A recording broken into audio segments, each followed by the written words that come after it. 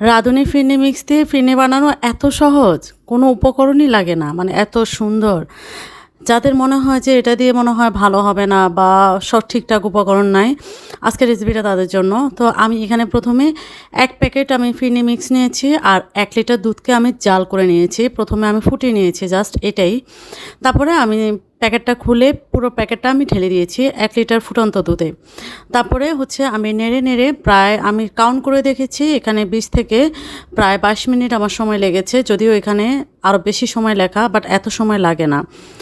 তারপরে হচ্ছে এখানে শুধু চিনিটা হচ্ছে একটু অ্যাডজাস্ট করতে হয়, যার যেটা বেশি লাগলে একটু বেশি দিতে হবে। আর যারা কম সুগার খায়, আমার মনে হয় যারা ডায়াবেটিক পেশেন্ট আছে তাদের জন্য একদমই পারফেক্ট। কোনো রকমের সুগার অ্যাড করা লাগবে না। তো এই একটাই উপকরণ, এটাতে মানে সবই থাকে, বাদাম মিক্স থেকে শুরু করে সব কিছুই থাকে। এখানে এক্সট্রা করে কোনো কিছু দেওয়ার দরকারও হয় না। বাদাম, কিশমিশ থেকে শুরু করে সব কিছু থাকে। শুধু আপনাকে অনবরত নেড়ে, নেড়ে এটাকে ঘন করার কাজ এটাই। আর অনবরত নেড়ে, নেড়ে ঘন করতে, করতে অটোমেটিক্যালি এটা হয়ে যায়। এটা সেদ্ধ হয়ে যায়। এটাতে কোনো রকম ঝামেলা নাই। এটা এত সুন্দর মিশ্রিত একটা আইটেম এবং কোনো রকম ঝামেলা নাই। যারা নতুন, যারা পায়েস বানাতে পারে না বা যারা চাকরিজীবী, মানে এসে ঝটপট রান্না করবে, পায়েস একটু খেতে মন চাচ্ছে, আমার মনে হয় তাদের জন্য একদম বেস্ট অপশন হচ্ছে রাঁধুনি হচ্ছে ফিরনি মিক্সটাই। মানে কোনো ঝামেলা ছাড়া অল্প সময়ে বেস্ট একটা রেসিপি এবং বেস্ট একটা ফিরনি মিক্সডের প্যাকেট। এত সুন্দর, এটা আসলে বলার বাইরে। এবং মিক্সডটাও এত সুন্দর, কোনো কিছু নিজে থেকে অ্যাড করার কোনো প্রয়োজন নেই।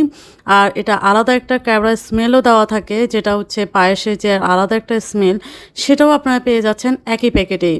এর চেয়ে আর সহজ কী হতে পারে বলেন? আজকাল কোনটা আপনাকে ঘরে পরিশ্রম করে করতে হবে, সবই কেনা প্যাকেটে পাওয়া যায়, শুধু প্রসেস করে একটু বানানো। তো আমার এটা অনবরত নেড়ে, নেড়ে সম্পূর্ণ রেডি হয়ে গেছে। আমি তারপরেও উপর থেকে ডেকোরেশনের জন্য একটু আম কেটে দিয়েছি স্লাইস করে, আর হচ্ছে কিছুটা বাদাম কিশমিশ উপর থেকে আমি জাস্ট দিয়ে দিয়েছি। এটাই, মানে আর কোনো রকম কোনো কিছু লাগে না। আর আপনারা কারা কারা এই প্যাকেট দিয়ে বানিয়েছেন এবং খেয়েছেন এবং টেস্টটাও কমেন্ট করে জানাবেন। আর যদি না পারেন সেটাও কমেন্টস করে জানাবেন। আর যদি খেয়ে থাকেন সেটাও কমেন্টস করে জানাবেন। দেখেন, এটা বোঝাই যায় না যে এটা আসলে হোমমেড তৈরি না প্যাকেটের তৈরি। দেখে কেউই বুঝতে পারবে না, খেয়েও বুঝতে পারবে না। তো সবাই ভালো থাকবেন, কেমন হয়েছে কমেন্টস করে জানাবেন। আল্লাহ হাফেজ।